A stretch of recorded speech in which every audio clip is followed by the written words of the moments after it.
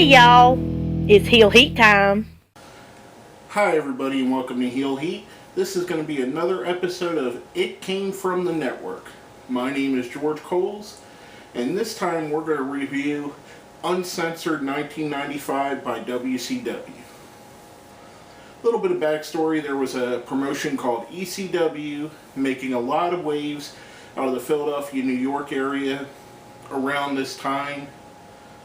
It was the beginning of the real surge in the first real surge in the internet, where it went from something that very little people had to going more and more mainstream, and you had the message boards and chat boards that people would talk about wrestling on. ECW was making its way through the internet as something grassroots that fans clamored for. You'd see the pictures in PWI and The Wrestler and all the other wrestling magazines of the time, and also on the internet. They fully embraced it, which helped spread it. People like myself in the Northeast and some of the other areas that got the show got to see how truly revolutionary it was.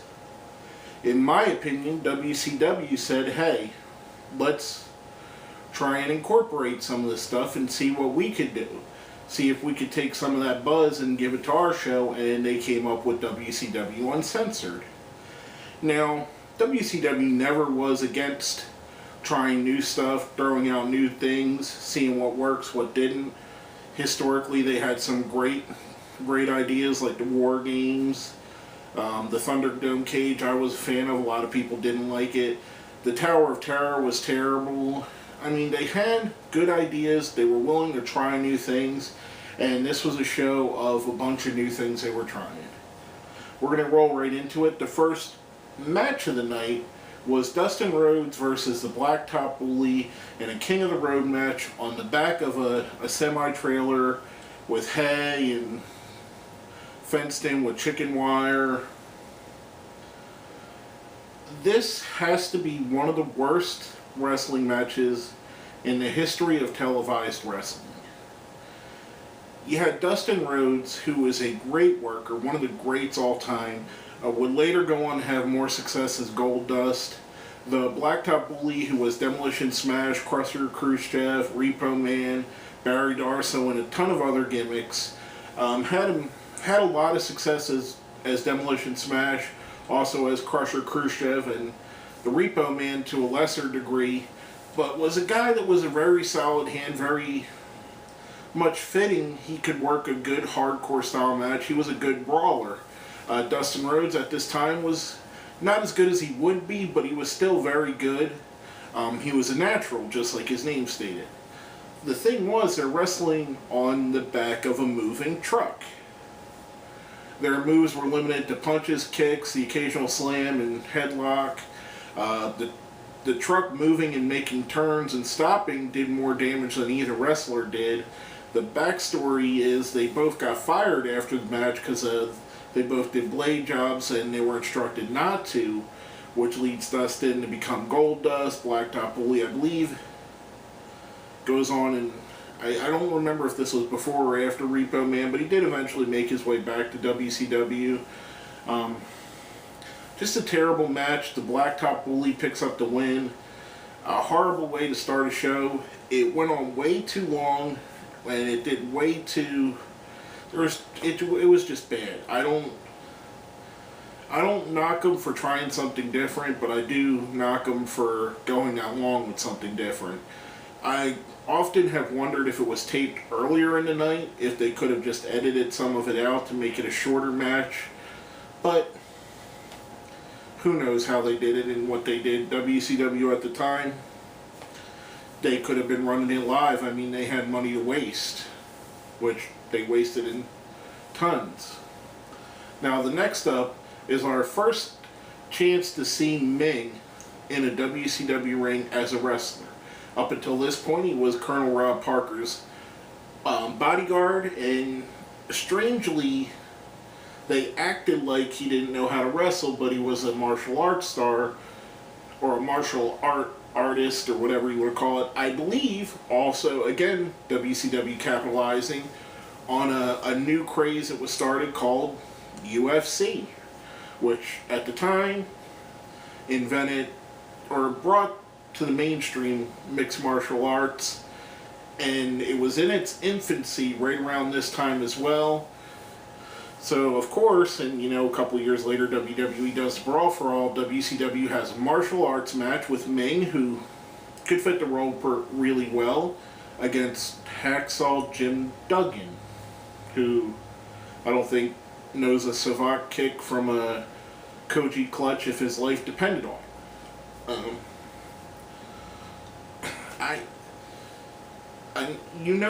Our affection for Ming here on the channel. We love Ming. We're huge fans of him, either incarnation, as Haku or Ming. This match just didn't do nothing.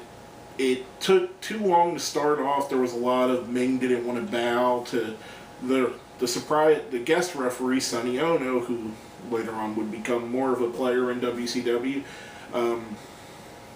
It was just weird and bad. Ming gets the win after a savate kick, aka sweet chin music. It was just a bad match following off of the bad one that we started with and leading into the next one, which is following the pattern of good wrestlers and bad matches. One of the greatest in-ring talents there ever has been, AA, the Enforcer Arn Anderson, in a boxer versus wrestler match against Johnny B. Bad, aka Mark Marrow. Mark Marrow, or Johnny B. Bad at the time, was billed as a Golden Gloves boxer, hence the boxer side that became wrestler. Arn Anderson, one of the greatest in-ring technicians there's ever been and ever will be. A true master of the art of professional wrestling. They broke this down into 10 3-minute rounds with 1-minute rest periods, which you might as well have not put in because they continued to fight through the rest periods for the rounds there were. Arn tried his best to make this a good match, and it just didn't work. The thing of it is, and wrestling's done it again and again, whenever you try to fake a boxing match, it just doesn't work. It doesn't have the same feel as a live, real boxing match. And I know boxing has had predetermined results in some of their fights and all kinds of conspiracies, so don't tell me I know that they faked outcomes. What I'm saying is that when you get a guy that's supposed to punch at a specific time and follow a certain sequence, it comes off as that. It comes off as a guy acting as a boxer. Whereas, it should come off as naturalistic instincts that he hits him at this time. Just a bad match. Johnny B. Bad picks up the win after his corner man cuts his one glove off and he hits his left hook and knocks out Arn Anderson. Just a terrible match. A bad way to start off the show with 3 horrible matches in a row. Some of the greatest talent at the time, Dustin, Rhodes, Ming, Arn Anderson, all great talents. Jim Duggan was a good brawler. Blacktop Bully, Barry Darso, good brawler. Johnny B. Bad, at this time in his career, wasn't great, but he was okay. They could have been much better matches in my opinion, but they weren't. They were just terrible. Next up, we had our first match that didn't specifically have a gimmick, but the gimmick for the night going on was it was uncensored, no rules, and probably the match of the night, Sting versus Avalanche. Now, if you're not familiar with Avalanche, he used to be Earthquake, would go on to become Golga. The man's name is John Tenta, one of the truly gifted big men in the history of the sport, a guy who I have tremendously fond memories of watching, a guy that could move around and do things that a lot of big men couldn't, drew you into a match, was a main eventer against Hulk Hogan. This was at the time where WCW was bringing in all of Hogan's friends, aka Duggan, Avalanche, Savage, other guys we're going to mention later in the show. But Avalanche actually could go, and Avalanche could work. Him and Savage had a really a decent match, probably the match of the night. However, in an uncensored show with no rules, the match gets thrown out when a woman jumps the guardrail, and it turns out to be Ric Flair in disguise attacking Savage, what brings out Hogan to chase away the bad guys. Such a weird ending to what was a good match and what was probably the shining light of the show. Just, it drew it away from me. It threw away the goodwill that the match built up. Which we go into our next match, probably the second best match of the show. Again, no specific gimmick other than it's an uncensored match. We have Big Bubba Rogers versus Sting. Big Bubba had just recently turned heel after being the Guardian, which, if you're not familiar with Big Bubba Rogers, by that name, he is also the Big Boss Man, went by the Boss, several other things. He turned and reverted back to his original gimmick, which was Big Bubba Rogers, which was with Jim Cornette and the Midnight Express originally. But I was excited for it. Another guy that we're fans of here, Big Bubba Rogers, Ray Traylor, the Boss Man. Great worker. Again, much like Avalanche, one of the good big men of the time. Sting was in his absolute prime at the time. The era of between 92 and about 98, 99 maybe, Sting was absolutely at the top of his game, and Sting was a major force and a major player, a major draw. He could bring you into the match. This was still Surfer-style Sting. They had a good match. Sting injured his leg, which led us to having a surprise Big Bubba Rogers win, which I think they were going to go further with him, but that just never really materialized afterwards. Good, solid match. If it wasn't for Savage and Avalanche, I would call it the match of the night. So we had two decent matches in a row after three terrible ones to start it off, sending us into the next match, which was the Nasty Boys versus Harlem Heat. Now, this match was everything that was bad with what was perceived to be hardcore wrestling at the time. They wrestled to the outside, they had chairs, tables, they went into a concession stand. It was terrible. They spilled so much stuff from the fake concession stand that they were slipping and falling trying to do moves. It was just a bad match, bad worked out. Even at the pinfall, you had to see the replay to see who won, and it was the Nasty Boys who picked up the win after a body slam on the floor. Just a bad match altogether, badly put together. Some really good talent. Again, a future Hall of Famer, Booker T, in the match. Stevie Ray, no slouch. Nasty Boys. Actually, this was their element. Up until this point in WCW, they were kind of the go-to guys for hardcore wrestling. And they disappointed pretty badly in this match. I wouldn't say it's the worst match of the show, but it's probably the second to the worst. If the Dustin Rhodes Blacktop Bully match didn't happen, this would be by far the worst match in the show. Which leads us in the Nasty Boys one. Which leads us into our main event, Hulk Hogan versus Big Van Vader in a strap match where Vader has in his corner Ric Flair and Hogan has the Renegade. Which, if you people aren't familiar with the Renegade, WCW, at the time leading into this show, hyped up Hogan having an ultimate partner, having an ultimate... They kept saying the word ultimate over and over again, saying we're going to bring in an ultimate ally, an ultimate friend, an ultimate partner. And they showed him shadowy with his muscles and the long brown hair and the face paint. Everybody jumped to conclusion and thought it was Jim Hellwig, the Ultimate Warrior, where it wasn't. It was an Ultimate Warrior ripoff named the Renegade. Now, Renegade, if you've never seen Renegade, he was green as the greenest grass on a summer day. This guy, and I don't want to knock the guy. I really don't mean to knock him. As a person, I didn't know him. as a professional wrestler, he was the absolute shits. And I don't want to speak badly of the dead because he is passed on now. But to cover this, I have to talk about how bad he was.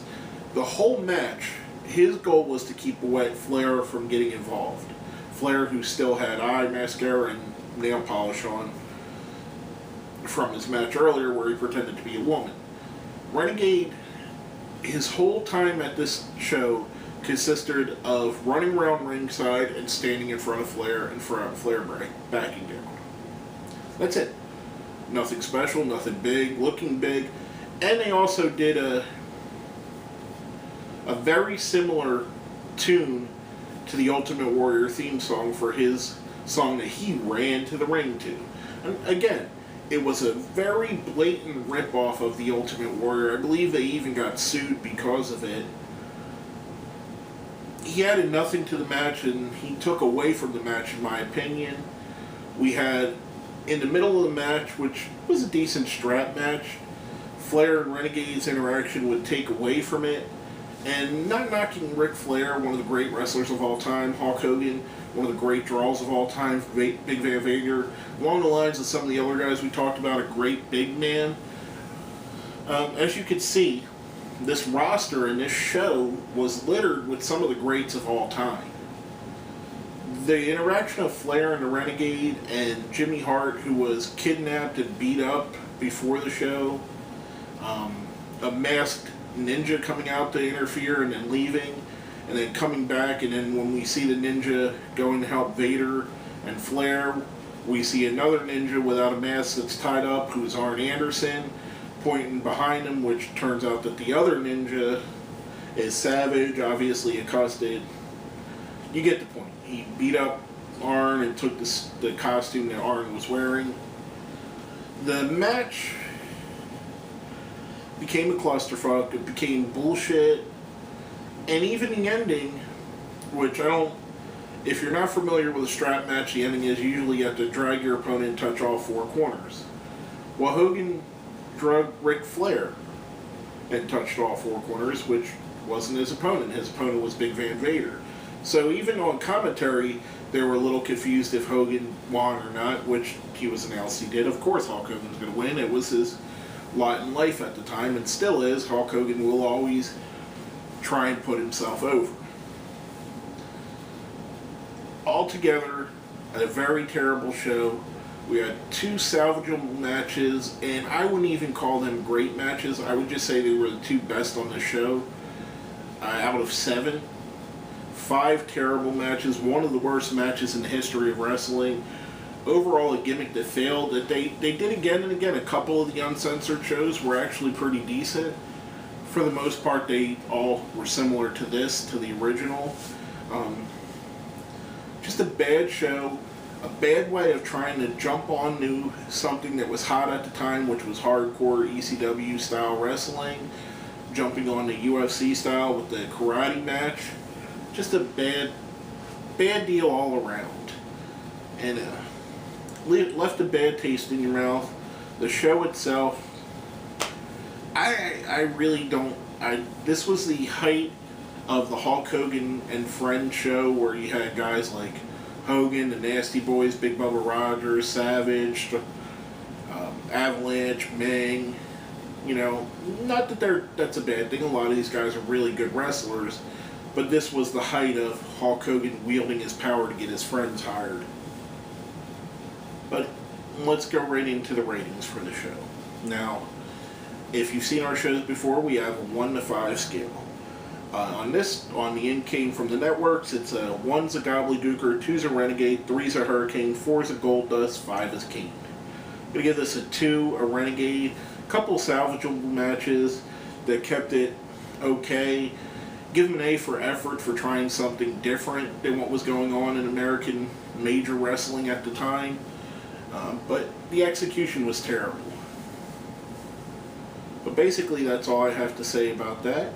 This has been another episode of It Came From the Network, where we review and recap the weird, the wacky, and the bad in the history of professional wrestling.